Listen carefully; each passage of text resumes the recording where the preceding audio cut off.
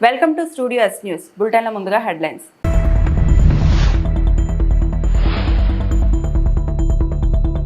శుభాంశు శుక్లా అనుభవం గగన్యాన్కు అవసరం ప్రధాని మోడీ.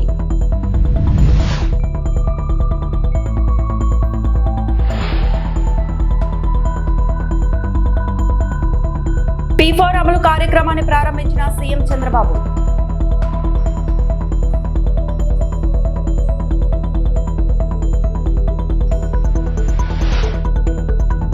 ప్రకాశం బ్యారేజ్ వద్ద ఉధృతంగా కృష్ణమ్మ మొదటి ప్రమాద హెచ్చరికలు జారీ.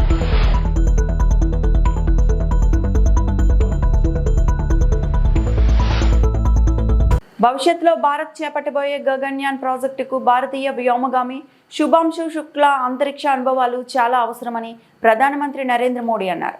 2010 లోపు మనం మరో 40 నుంచి 50 మంది వ్యోమగాములను తయారు చేసుకోవాల్సిన అవసరం ఉందని తెలిపారు. భారత్ చేపట్టబోయే గగన్యాన్ ప్రాజెక్టుపై ప్రపంచం మొత్తం ఆసక్తి కనబరుస్తోందని, ఇందులో భాగం కావడానికి అనేక మంది శాస్త్రవేత్తలు ఎదురు చూస్తున్నారని శుక్లా ప్రధానికి తెలిపారు. ప్రధాని నరేంద్ర మోడీతో జరిగిన భేటీకి సంబంధించి మంగళవారం శుక్లా సోషల్ మీడియాలో షేర్ చేశారు. అందులో ప్రధాని మాట్లాడుతూ గగన్యాన్ ప్రాజెక్టుకు శుభాంశు అంతరిక్ష యాత్రతో తొలి అడుగు పడిందన్నారు. प्रॉब्लम सॉल्व करने में हमारी मदद कर सकती है. पहला एक बार एक कोई भारतीय आया जी सर. तो भारतीय को देख करके उनके मन में क्या रहता है, क्या पूछते हैं, क्या बात करते हैं, ये बाकी जो दुनिया के देश के लोग होते जी सर. मेरा पर्सनल अनुभव जो रहा है सर पिछले 1 साल में, मैं तो जहां भी गया जिससे भी मिला सभी लोग बहुत खुश हुए मुझसे मिलके, बहुत एक्साइटेड थे बात करने में, आके मुझसे पूछने में कि मतलब आप लोग क्या कर रहे हैं, कैसे कर रहे हैं. और सबसे बड़ी बात ये थी कि सबको इसके बारे में मालूम था कि भारत स्पेस के क्षेत्र में क्या कर रहा है. सबको इस बारे में जानकारी थी और सब मुझसे ज्यादा तो कई लोग थे जो गगनयान के बारे में इतना एक्साइटेड थे, जो आके मुझसे पूछ रहे थे कि आपका मिशन कब जा रहा है. एंड मेरे ही क्रूमेट जो मेरे साथ थे मुझसे साइन करवा के लिख के लेके गए हैं कि जब भी आपका गगनयान जाएगा आप हमें इनवाइट करेंगे और लॉन्च के लिए, और उसके बाद जल्दी से जल्दी हमें आपके व्हीकल में बैठ के जाना है. तो मुझे लगता है सर कि बहुत ज्यादा उत्साह है. ये सारी आपको टेक जीनियस के रूप में बुलाती थी, क्या कारण? नहीं सर, वो लोग मुझे लगता है बहुत काइंड है जो इस तरह से बोलते हैं. बट मेरी जो ट्रेनिंग रही है सर, जो एयरफोर्स में ट्रेनिंग रही है और उसके बाद हम लोग ने टेस्ट पायलट की ट्रेनिंग की सर. तो मैं एयरफोर्स में जब गया था तो मुझे लगा था कि पढ़ाई नहीं करनी पड़ेगी, बट मुझे इसके बाद बहुत पढ़ाई करनी पड़ी जो मुझे पता नहीं था. और टेस्ट पायलट बनने के बाद तो एक ये काइंड ऑफ एक इंजीनियरिंग का एक डिसिप्लिन बन जाता है सर. इसरो में ट्रेनिंग की, हमारे साइंटिस्ट ने हमको पढ़ाया तो 3-4 साल. तो मुझे लगता है कि हम लोग काफी अच्छे से तैयार थे सर इस मिशन के लिए. जब पहुंचे, मैंने जो आपको होमवर्क कहा था तो उसका क्या प्रोग्रेस हुआ है? बहुत अच्छा प्रोग्रेस हुआ है सर. और लोग काफी हंसे थे मेरे साथ. उस मीटिंग के बाद उन्होंने मुझे चढ़ाया भी था कि आपके प्रधानमंत्री ने आपको होमवर्क दिया है. दिया तो है और बहुत जरूरी है सर. हमें इस बात का आभास था, मैं गया ही इसलिए था. मिशन तो एक सक्सेसफुल हुआ है सर, हम लोग वापस आ गए हैं, लेकिन ये मिशन अंत नहीं है, मिशन तो शुरुआत है. तो अरे तो मैंने उसी दिन भी कहा, आपने उस दिन बोला था सर, हमारा पहला कदम है, पहला कदम है सर. तो इस पहले कदम का मेन जो उद्देश्य था वो यही था कि हम कितना कुछ इससे सीख के हम वापस ला सकते हैं. लेकिन सबसे बड़ा काम होगा हमारे सामने, एक बहुत बड़ा एस्ट्रोनॉट का पूल होना चाहिए हमारे पास सर. పార్లమెంట్ ఆవరణలో ఇండియా కూటమి ఎంపీల నిరసన. ఓటు చోరీ వ్యవహారంలో నిరసన తెలియజేస్తూ ఎలక్షన్ కమిషన్ల ఫోటోలను ప్రదర్శించిన కూటమి ఎంపీలు.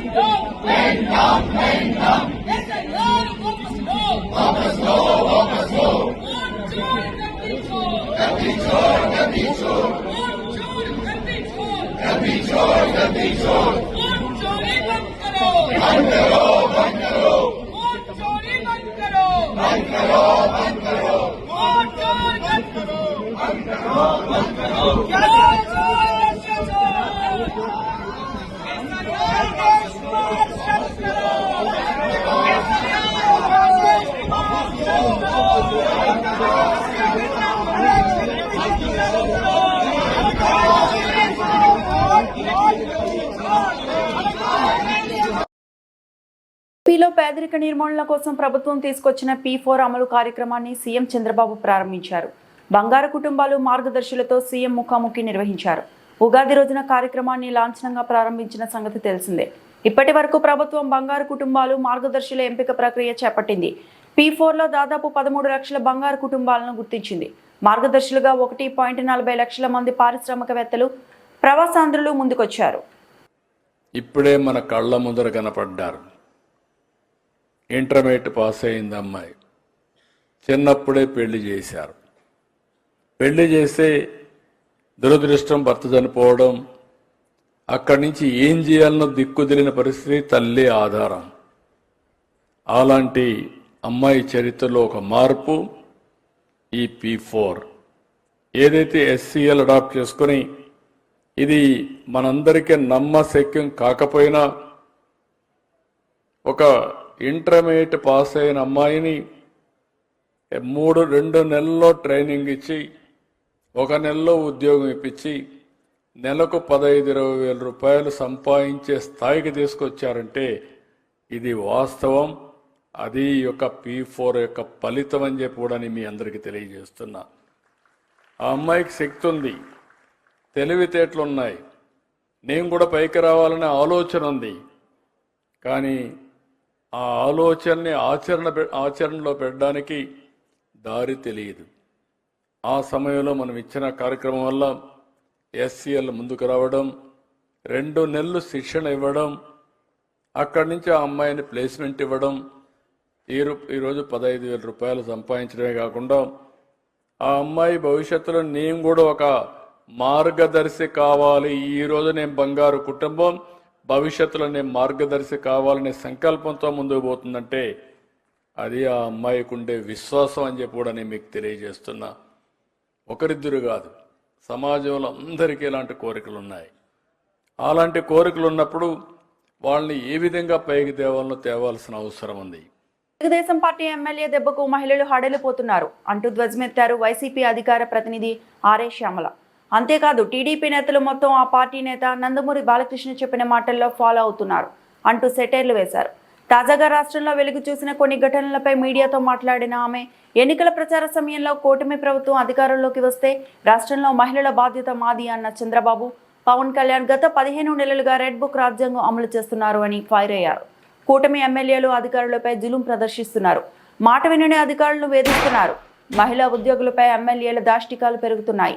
ఆముదలవలస టీడీపీ ఎమ్మెల్యే కూన రవికుమార్ అర్ధరాత్రి మహిళా ఉద్యోగిని కార్యాలయాలకు రమ్మంటున్నారు. అర్ధరాత్రి వీడియో కాల్స్ చేస్తున్నారు.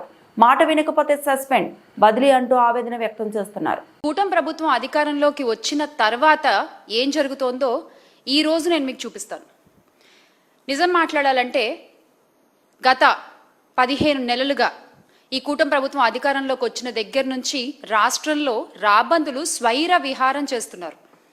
పొలిటికల్ గవర్నెన్స్, రెడ్ బుక్ పేరుతో రాజ్యాంగ హక్కులను కాలరాస్తోంది ఈ కూటమి సర్కార్. చంద్రబాబు అండతో ఉద్యోగులు, దళితులు, మహిళలపై ఎమ్మెల్యేలు చేస్తున్న దాడులు, దాష్టికాలు చెప్పనలవి కాకుండా ఉన్నాయి. ఏ అధికారం లేకున్నా కూడా ఉద్యోగులపై కూటమి ప్రభుత్వంలో కూటమి ఎమ్మెల్యేలు ఎందుకు అధికారాలు చలాయిస్తున్నారు? అసలు ఉద్యోగులపై అధికారం చలాయించే హక్కు ఎమ్మెల్యేలకు ఎవరిచ్చారు? మాట వినని ఉద్యోగులపై వేధింపులు, బదిలీలు. నిన్నటికి నిన్న చూసుకుంటే KGBV ప్రిన్సిపల్ను వేధిస్తూ ఆముదాల వలసలో ఎమ్మెల్యే కూన రవికుమార్ గారి ఉదంతం మనం మాట్లాడాలి ముందుగా. అంటే కూటమి ప్రభుత్వం వచ్చిన నాటి నుండి రాష్ట్రంలో ఇందాక నేను చెప్పినట్టు దళితులు, ఉద్యోగులు, అందులో మహిళా ఉద్యోగుల పట్ల ముఖ్యంగా ఈ ఎమ్మెల్యేలు చేస్తున్న ఒత్తిడి, ఈ ఎమ్మెల్యేలు చేస్తున్న దారుణాలు, బెదిరింపులు, దాష్టికాలు ఒక్కొక్కటి పెరిగిపోతూనే ఉన్నాయి. ఆ బాధితురాలు, ఆ KGBV ప్రిన్సిపల్ సౌమ్య గారి మాటలు వింటే, అంటే రాత్రి 10:30 తర్వాత కూడా కార్యాలయానికి పిలిపించుకుని పనుల సాకుతో, పనుల వంకతో ఆవిడ్ని అక్కడే ఉంచుకుంటూ, ఇదేంటి అని ప్రశ్నిస్తే ఆవిడ్ని బెదిరిస్తూ, వాళ్ళ అనుచరులను ఇంటికి పంపించి, ఏం చేద్దామని అర్ధరాత్రులు వీడియో కాల్స్ చేస్తూ, అంటే ఒక మహిళా ఉద్యోగిని అర్ధరాత్రులు మీ కార్యాలయాల్లో అలా తిప్పుకోవచ్చా? అలా ఉంచుకోవచ్చా? ఏమన్నా అంటే పనులు చేయించుకుంటామంటూ సాకులు చెప్తారా? వీడియో కాల్స్ అర్ధరాత్రి చేస్తారా? ఏ ప్రభుత్వంలోనూ చూడలేదు మరి ఇలాంటి ఒక పనితనం. కూటమి ప్రభుత్వంలోనే చూస్తున్నాం. అంటే ఎమ్మెల్యే కూన రవికుమార్ గారు ఒక్కరే కాదు, రాష్ట్రంలో చంద్రబాబు కూటమి సర్కారు వచ్చిన నాటి నుండి పొలిటికల్ గవర్నెన్స్ రెడ్ బుక్ రాజ్యాంగం అమల్లో భాగంగా ఎమ్మెల్యేలు కూటమి రాబందుల మాదిరిగా స్వైర విహారాలు చేస్తున్న ఒక్కొక్కటి మనం ఈరోజు మాట్లాడుకుంటూ వద్దాం. మాట వినకపోతే సస్పెండ్, మాట వినకపోతే బదిలీ, మాట విన్నావా నెత్తినెక్కించుకుని ఊరేగడం, మీకు నచ్చినట్టు అధికారుల్ని మీ కాళ్ల కింద చెప్పులుగా పెట్టుకోవడం. ఈ అధికారాన్ని చంద్రబాబు నాయుడు గారే ఎమ్మెల్యేలకు ఇచ్చారు. ప్రభుత్వ ఉద్యోగుల్ని ఎమ్మెల్యేల కాళ్ల కింద చెప్పులుగా పెట్టేసిన ఘనత గౌరవ ముఖ్యమంత్రి వర్యులు శ్రీ నారా చంద్రబాబు నాయుడు గారికే దక్కుతుంది. ఈరోజు రేషన్ కార్డ్ దగ్గర నుంచి ఈ రోజున రాష్ట్రంలో ఏ అర్జీ పెట్టుకోవాలన్నా కూడా మహిళలు ఎమ్మెల్యేల దగ్గరికి, వాళ్ళ సంబంధిత అనుచరుల దగ్గరికి వెళ్ళి మొరపెట్టుకోవాల్సిన పరిస్థితి. ఇలాంటి పరిస్థితి ఇంతకు ముందు జరిగిందా? ఇంతకు ముందు ఉందా? ఉద్యోగులకు ఏ అవసరం వచ్చినా, అంటే చివరికి నిబంధనల ప్రకారం వారికి చేయాల్సిన పనులు కూడా ఆ పై అధికారులు చేయాలంటే ఎమ్మెల్యేల దగ్గరకు, నాయకుల దగ్గరికి వెళ్ళి అడుక్కోవాలన్నమాట. ఇది ఈ రోజున పరిస్థితి. మహిళల మీద వినకపోతే దారుణాలకు దిగజారడము, వేధింపులకు పాల్పడడం. ఉద్యోగ భయంతో తమ ప్రాణాలకు హాని తలపెడుతున్నారు అని చెప్పి పోలీసులతో మొరపెట్టుకున్నా కూడా పోలీసులు పట్టించుకొని పరిస్థితి ఈ రోజున రాష్ట్రంలో మనం చూస్తూ ఉన్నాం. ఇక్కడ కనుక మనం చూసుకున్నట్లయితే పల్నాడు ఎస్పీకి ఫిర్యాదు చేసేందుకు అంబులెన్స్లో వచ్చింది రోసమ్మ గారు. మీరు చూడొచ్చు, టీడీపీ మహిళా నేత నుండి నన్ను కాపాడండి బాబోయ్ అంటూ మొరపెట్టుకుంటోంది ఆవిడ. ఎగువ ప్రాంతాల్లో కురుస్తున్న వర్షాలతో కృష్ణానదికి వరద ప్రవాహం పెరుగుతోంది. విజయవాడలో ప్రకాశం బ్యారేజ్ వద్ద కృష్ణమ్మ ఉధృతంగా ప్రవహిస్తోంది. బ్యారేజీకి 3.91 లక్షల క్యూసెక్ల ఇన్ఫ్లో ఉండగా అంతే మొత్తంలో దిగువకు విడుదల చేయనున్నారు. బ్యారేజీ 1వ గేటు మూసి 69 గేట్లను పూర్తి స్థాయిలో ఎత్తి నీటిని విడుదల చేస్తున్నారు. వరద ఉధృతి కారణంగా మొదటి ప్రమాద హెచ్చరిక జారీ చేశారు.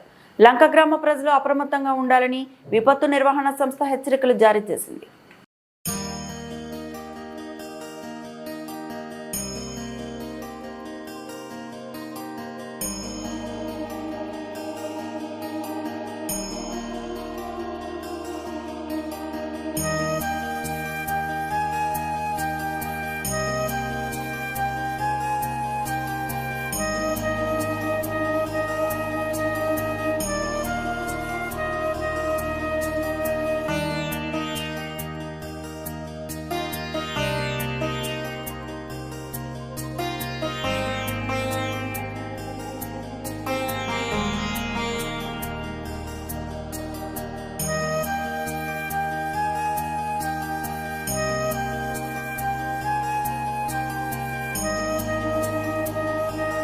అత్యంత విలువైన భూములను అయిన వాళ్లకు పప్పు బెల్లాల్లా కట్టబెడుతుంది కూటమి ప్రభుత్వం. ఏ ప్రలోభం మతలబు లేకుండా వేల కోట్ల విలువైన భూములను కంపెనీలకు కట్టబెడుతున్నారా? 100 కోట్ల విలువైన విశాఖ భూమిని ఊరు పేరు లేని కంపెనీలకు 99 పైసలకు దారాదత్తం చేస్తున్నారు అని మేరుగు నాగార్జున మాజీ మంత్రి బాపట్ల జిల్లా వైఎస్ఆర్సీపీ అధ్యక్షులు విమర్శించారు. విశాఖపట్నం గాని, కర్నూలు గాని, రాజమండ్రి గాని, తిరుపతి గాని ఎక్కడైనా అత్యంత విలువైన భూములు కూడా పప్పు బెల్లాల్లాగా అయిన వాళ్ళకి కట్టబెట్టడం అంటే కూటమి ప్రభుత్వానికే చెల్లుతుంది. ఎందుకంటే ఏ ప్రయోజనం ఆశించి చంద్రబాబు నాయుడు గారు ఈ భూపందేరానికి బరి తెగించారో సమాధానం చెప్పమని అడుగుతా ఉన్నా. దీంట్లో ఏ కిట్ ప్రోకో లేకుండా, ఏ మతలబు లేకుండా వేల కోట్ల విలువైన భూములు తక్కువ ధరలకే కంపెనీలకు అప్పచెప్పటం ప్రజలకు ఏం సమాధానం చెప్తారో చెప్పమని చెప్పేసి నేను డిమాండ్ చేస్తా ఉన్నా. ఎకరా 100 కోట్లు చేసే విశాఖపట్నంలో భూమి 99 పైసలకే ఎలా కట్టబెడతా ఉన్నారు? సమాధానం చెప్పమని చెప్పేసి అడుగుతా ఉన్నాం. 1 కాదు, 2 కాదు, 100 ఎకరాలు ఈరోజు ఈ రాష్ట్రంలో భూ పందేరం చేస్తామంటే విశాఖ నడిబొడ్డును కానీ లేకపోతే ప్రెడామినెంట్ ప్లేసెస్ లో భూమిని పందేరం చేస్తా ఉన్నారంటే ఏ ఉద్దేశంతో చంద్రబాబు నాయుడు గారి ప్రభుత్వం మరి కంపెనీలకు అప్పచెప్తా ఉందో సమాధానం చెప్పమని అడుగుతా ఉన్నాం. ఈరోజు ఈ భూములు ఎవరికి ఇస్తున్నారు? ఇచ్చే కంపెనీలు ఏమన్నా ఒక ప్రెస్టీజియస్ కంపెనీ కానీ, కొన్ని ఉద్యోగ అవకాశాలు కల్పిస్తానే ఒక నమ్మకంలో ఉన్న కంపెనీ కానీ, లేకపోతే బడా రియల్ ఎస్టేట్ కంపెనీలకి మీరేమైనా దారాదత్తం చేస్తా ఉన్నారా? ఆలోచించమని అడుగుతా ఉన్నా. ఏ కంపెనీలకు మీరు భూములు ఇస్తా ఉన్నారో. ఈరోజు ఐటీ కంపెనీలు పేరు మీద ఊరు పేరు లేనటువంటి, అక్కడ వర్క్ కూడా జరగనటువంటి కంపెనీలకు మీరు భూములు అప్పలంగా కట్టబెడతా ఉన్నారంటే దానిలో మతలబు చెప్పాల్సిన బాధ్యత ప్రభుత్వం మీద ఉంది. లిఫ్ట్ అనే పేరుతో ఈ విలువైన భూములన్నిటినీ పందేరం చేయటానికి ఆస్కారం కల్పించారు. ఆ లిఫ్ట్ అంటే land incentive for tech hubs అని, దీని పేరు మీద అప్లై చేసుకోవటానికి అవకాశం ఐటీ కంపెనీలకు ఇవ్వటం. ఇది చరిత్రలో ఎప్పుడన్నా ఏ రాష్ట్రంలో కానీ జరగల. పర్టికులర్గా ఆంధ్రప్రదేశ్లో విలువైనటువంటి భూములు, ఉదాహరణకి ఈ రాష్ట్రంలో ప్రిడామినెంట్ గా ఉన్నటువంటి భూముల్ని అవజేసే కార్యక్రమం రాష్ట్ర ప్రభుత్వం తీసుకుంది. ఆ కార్యక్రమంలో భాగంగానే ఒకటి రెండు కొంచెం పేరున్నటువంటి కంపెనీలు తీసుకోవటం, ఆ ముసుగులో అసలు కంపెనీలు ఉన్నాయో లేవో తెలియనటువంటి వారికి అలాట్ చేయడానికి కూడా ముందుకొచ్చినటువంటి పరిస్థితిలో భాగమే విశాఖపట్నంలో వర్షా కంపెనీకి భూములు అలాట్ చేయాలనుకోవటం. మంచి మంచి కంపెనీలకు అవకాశాలు ఇవ్వకుండా ఓన్లీ యూరప్ అంటే అక్కడ దరిదాపు నాన్ ఐటీ కంపెనీస్ ఎక్కువగా ఉన్నటువంటి వాళ్ళకి ఇవ్వటం అంటే దీనిలో మతలబు ఏంటి అని అడుగుతా ఉన్నా. ఇక్కడ ఎంత క్రిప్టోగా జరగడానికి ఆస్కారం ఉందో గమనించుకొని అడుగుతా ఉన్నా. ఐటీ కంపెనీల పేరు మీద నాన్ ఐటీ కంపెనీలకు మీరు ఇస్తా ఉన్నారంటే, గ్లోబల్ సిస్టాన్ని ఇన్వాల్వ్ చేయకుండా యూరప్కే ప్రయారిటీ ఇచ్చారంటే, స్విట్జర్లాండ్ అంటే ఆ దేశాలకి మీరు అవకాశం కల్పించారంటే, దీనిలో మీరు ఎందుకు బార్డర్ గీసుకున్నారు? గ్లోబల్ ఉద్యోగులను ఎంత దారుణంగా మోసం చేశారు. ఉద్యోగ అవకాశాలు కల్పిస్తారని చెప్పారు. ఏదైనా ఉందా? ఇలాంటి మీరు భూములు పందారం చేస్తూ కంపెనీలకు ఇస్తా ఉంటే ఈ కంపెనీల ద్వారా ఈ రాష్ట్రంలో మీరు ఎంతమందికి ఉద్యోగ అవకాశాలు కల్పిస్తా ఉన్నారో చెప్పలేని స్థితిలో మీరు ఉన్నారంటే, విలువైన భూములనేమో కారు చౌకగా అప్పడంగా ఇచ్చేస్తున్నారు. నిరుద్యోగులకు అవకాశాలు కల్పించడం లేదు, ఉద్యోగ అవకాశాలకు ఆలోచిస్తాం లేదు. చివరికి పాపం ఉద్యోగస్తులను నిలువున ముంచినటువంటి పరిస్థితి ఈ రాష్ట్రంలో దాపురించిందంటే. మహబూబాబాద్ జిల్లా నరసింహులపేట మండల కేంద్రంలో యూరియా బస్తాల కోసం రైతుల ధర్నా. రైతుకు యూరియా దెబ్బ. గతం కంటే యూరియా సరఫరా చాలా తక్కువ. ఎరిపెక్కిన మొక్కజొన్న, రోడ్డెక్కిన అన్నదాత. ఒక్కసారి కూడా యూరియా చల్లని రైతులు. మహబూబాబాద్ జిల్లాలో రైతులకు యూరియా కొరత. ఏప్రిల్ నుండి ఆగస్టు వరకు వచ్చిన యూరియా 7,900 మెట్రిక్ టన్నులు వచ్చింది. ఓల్డ్ బ్యాలెన్స్ 1,400 మెట్రిక్ టన్నులు. మొత్తం 9,300 మెట్రిక్ టన్నులు మాత్రమే. గతంలో ఓపీ 15,000 మెట్రిక్ టన్నులు, 55,000 పోయినసారి వచ్చిన మొత్తం యూరియా. ఈ సీజన్లో ఆగస్టులో మనకు సుమారు 10,000 మెట్రిక్ టన్నులు అవసరం.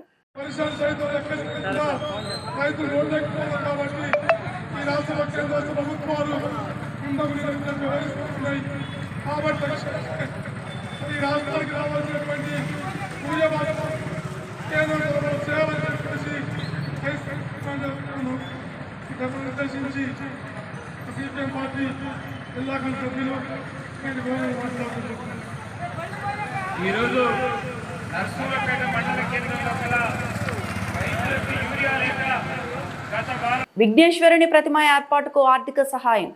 ప్రకాశం జిల్లా పెద్ద దోర్నాల సేఫ్టీ డ్రైవర్స్ కాలనీలో, దాసరి కాలనీలో వినాయక చవితి సందర్భంగా ప్రతిమ ఏర్పాటుకు డ్రైవర్స్ యూనియన్ అధ్యక్షులు, వైఎస్ఆర్సీపీ టీఎన్టీయూసీ అధ్యక్షులు షేక్ షావలి 10,000 రూపాయల ఆర్థిక సహాయం అందించారు. ఈ సహాయానికి కాలనీవాసులు కృతజ్ఞతలు తెలిపారు. ఈ కార్యక్రమంలో కమిటీ సభ్యులు సాయి, శివ, బన్నీ, మల్లికార్జున, శ్యామ్, రిషి తదితరులు పాల్గొన్నారు.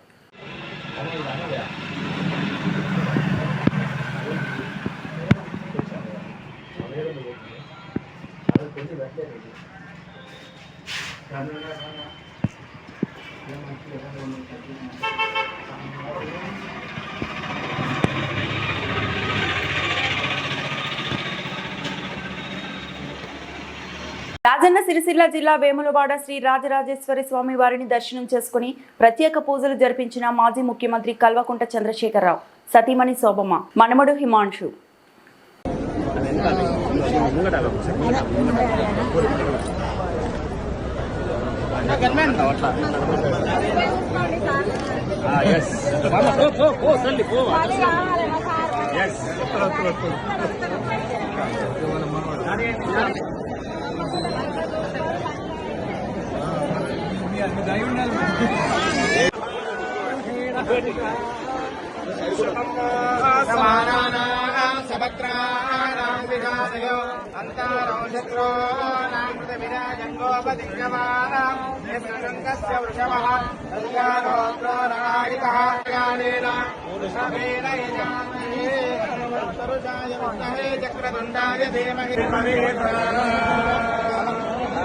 రాజాయ ప్రదయ్య సాయనే శ్రవణాయ కుర్మహే కామకామాయ మహ్యం వైష్ణవనాయ.